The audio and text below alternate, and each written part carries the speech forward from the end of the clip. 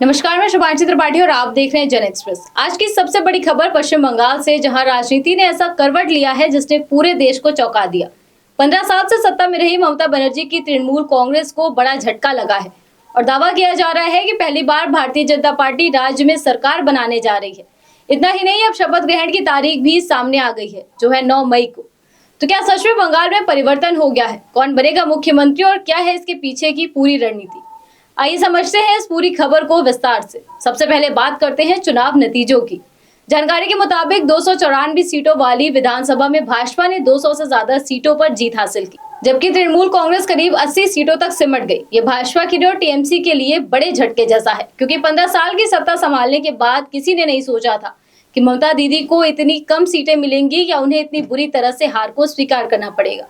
लेकिन ये आंकड़े सही साबित हुए हैं और ये बंगाल की राजनीति का सबसे बड़ा उलटफेर है, क्योंकि दशकों तक यहाँ वामपंथ और फिर ममता बनर्जी का दबदबा रहा है। यहाँ की जनता की एक दशक तक ममता बनर्जी पर भरोसा रहा है, लेकिन इस बार वो भरोसा जनता ने भाजपा पर दिखाया और अब जनता को भरोसा है कि भाजपा अपने वादों और जनता के हित में 100% खरी उतरेगी। हालांकि उनका ये भरोसा जीतता है या नहीं, ये तो बंगाल में आगामी दिनों में पता चलेगा। अब बात करते हैं सबसे अहम सवाल पर, जो है राज्य का मुख्यमंत्री कौन बनेगा। इस रेस में सबसे आगे नाम बताया जा रहा है शुभेंदु अधिकारी का, जिन्होंने नंदीग्राम में लगातार दूसरी बार ममता बनर्जी को हराया है। यहाँ तक कि भवानीपुर सीट से भी उन्होंने ममता बनर्जी को करारी शिकस्त दी। बता दें कि 2021 में नेता प्रतिपक्ष रहे शुभेंदु अधिकारी का कद पार्टी में काफी बढ़ चुका है, लेकिन राजनीति में आखिरी फैसला हमेशा हाईकमान का होता है। सूत्रों के मुताबिक नरेंद्र मोदी, अमित शाह और पार्टी के अन्य वरिष्ठ नेता मिलकर मुख्यमंत्री के नाम पर मुहर लगाएंगे। इसके अलावा कुछ और नाम भी चर्चा में हैं, जैसे दिलीप घोष और प्रदेश अध्यक्ष समीक भट्टाचार्य। अब बात करते हैं शपथ ग्रहण तारीख की। प्रदेश भाजपा अध्यक्ष समीक भट्टाचार्य के अनुसार नई सरकार का शपथ ग्रहण 9 मई को होगा। खास बात यह है कि इसी दिन महान साहित्यकार रविन्द्रनाथ टैगोर की जयंती भी होती है, जिसे बंगाल में 25 वैशाख के रूप में मनाया जाता है। ऐसे में इस तारीख का चयन राजनीतिक और सांस्कृतिक दोनों संदेश दे सकता है।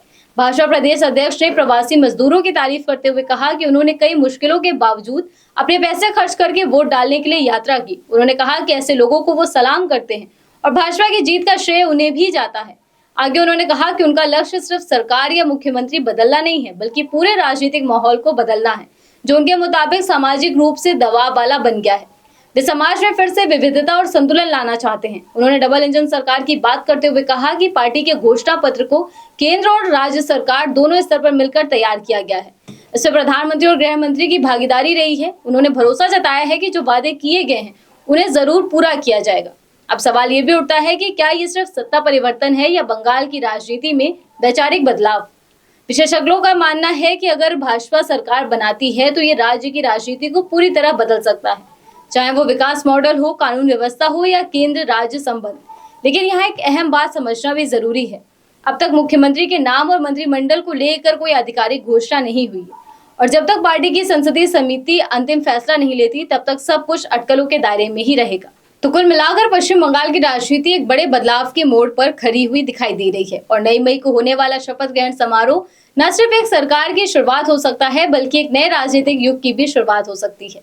अब सबकी नजरें टिकी हुई है कि कौन बनेगा मुख्यमंत्री, किसे मिलेगा कैबिनेट में जगह और क्या वाकई बंगाल में परिवर्तन की नई कहानी लिखी जाएगी। इन सभी सवालों के जवाब आने वाले दिनों में सामने आएंगे। फिलहाल के लिए बस इतना ही। देश दुनिया की तमाम खबरों को जानने के लिए आप देखते रहिए जन एक्सप्रेस। धन्यवाद।